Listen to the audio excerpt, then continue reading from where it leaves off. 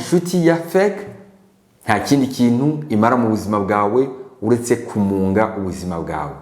Uwo muntu ameze nka virus mu buzima bwawe, aba ameze nk'ikintu hako gituma urubuto cyangwa se plant ikura, ahubwo atuma ya plant yuma, cya kimera cyuma. Rero uwo muntu niwe umufite mu buzima bwawe, umwirinde, utangire umugendere kure, utangire umubwire ati ntabwo mfite gahunda, umubere busy, umureke ikomereze gahunda ze, nawe wikomereze gahunda zawe.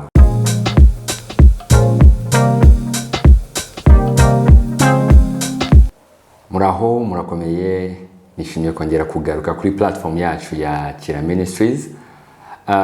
Nkuko mubizi intego zacu ni zimwe cyangwa se intego yacu ni imwe, kugira ngo dusangire experience dufite, ubumenyi dufite, tusangize mwebwe, namwe mudusangize ubwo mufite, kugira ngo tubeho ubuzima twishimiye. So uyu munsi rero tugiye kureba ku kintu kivuga ngo ni gute wamenya inshuti ya fake, cyangwa se mu kinyarwanda cy'ukuri ni gute wamenya inshuti itari inshuti nyanshuti.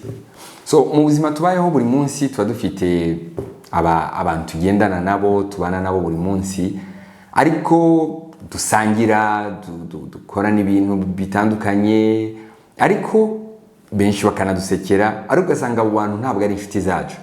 Rero uyu munsi muri iyi video yacu turashaka kureba ni gute wamenya inshuti itari inshuti nyanshuti.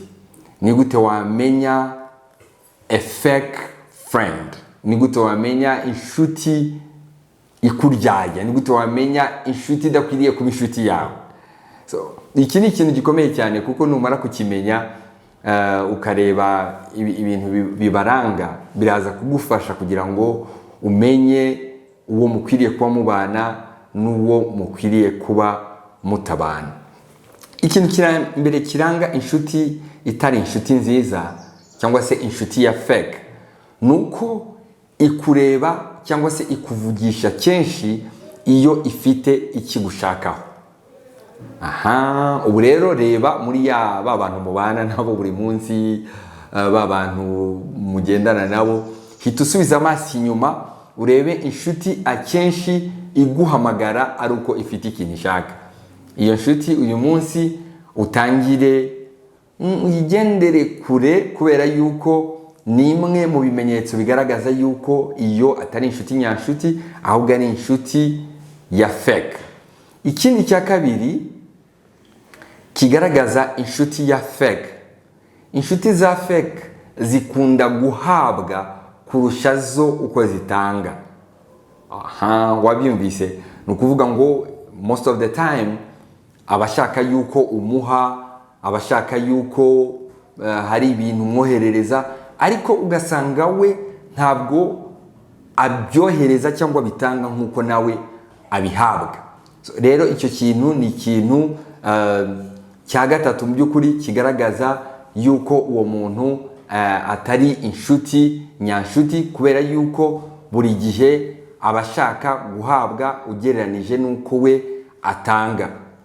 Ikindi kintu cya kane kigaragaza yuko inshuti yawe ari inshuti ya fake cyangwa se atari inshuti nyanshuti, nuko iyo nshuti ntabwo yubaha les limites cyangwa se boundaries cyangwa se imbago zawe. Usanga mu by'ukuri ageraho akakubahuka, ugasanga ntabwo atinya kukubwira ibyo yiboneye, ntabwo atinya kukubwira ibyo yishakiye, kubera yuko nyine ntabwo mu by'ukuri ari inshuti yawe, ntabwo ari inshuti nyanshuti, ahubwo ni umuntu navuga yuko ari opportuniste, cyangwa se ni umuntu ushaka gusa kugira ngo agire ibyo abona, ariko ntabwo ari inshuti nyanshuti kuri wowe.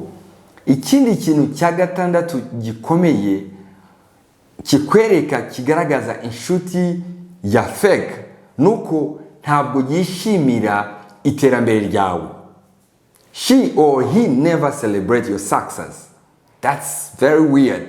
Usanga buri gihe we iyo wageze ku kintu cyiza nabonye ibi ni urareba ukabona ntabwo ibyo bintu bimufasheho, ntabwo ibyo bintu yumva ari ikintu mu by'ukuri kimushishikaje. Icyo kintu rero kigaragaza yuko uwo muntu atari inshuti nyanshuti, ahubwo ni inshuti ya fake. Ikindi cya karindwi ari nacyo cya nyuma ngira ngo nkubwire kugira ngo wirinde cyangwa kigaragaza inshuti ya fake, nuko iyo mumaze kuganira n'umuntu w'inshuti yawe ya fake cyangwa se inshuti itari inshuti, mutandukana wumva ubabaye, wumva utishimye. Mwamara kuganira ugasubira wumva what byagenze gute ko numva ntishimye, ni iki mbuze muri ngewe? Kubera iki? akonsuminga cyangwa se atwara umunezero wawe. Usubiza amaso inyuma urebe mu nshuti zawe, hari umuntu iyo muganiriye buri gihe iyo mutandukanye wumva wagira ngo nk'ikintu kikuvuyemo, ukumva umunezero wawe wagiye. Rero uwo muntu niba hari umuntu ufite mutandukana ukumva umunezero wawe uragiye, ukumva hari ikintu gihise cyumva ubaye mu ndimi z'amahanga mal à l'aise, cyangwa ukumva ubaye mu buryo wumva budasobanutse muri wowe, ukumva usigaranye umubabaro ariko ntusigaranye umunezero, umenye yuko uwo muntu ntabwo ari inshuti nyanshuti, uwo muntu ni inshuti ya fake. Muri izo ntambwe zose nakubwiye, muri ibyo bintu biranga inshuti za fake, niba hari umwe ufite, babiri ufite bafite ibyo bimenyetso nkubwiye haruguru, abo bantu utangire ubirinde, kuko inshuti ya fake nta kindi kintu imara mu buzima bwawe uretse kumunga ubuzima bwawe. Uwo muntu aba ameze nka virus mu buzima bwawe, aba ameze nk'ikintu hako gituma urubuto cyangwa se plant ikura, ahubwo atuma ya plant yuma, cya kimera cyuma. Rero uwo muntu niwe umufite mu buzima bwawe, umwirinde, utangire umugendere kure, utangire umubwire ati ntabwo mfite gahunda, umubere busy, umureke yikomereze gahunda ze, nawe wikomereze gahunda zawe.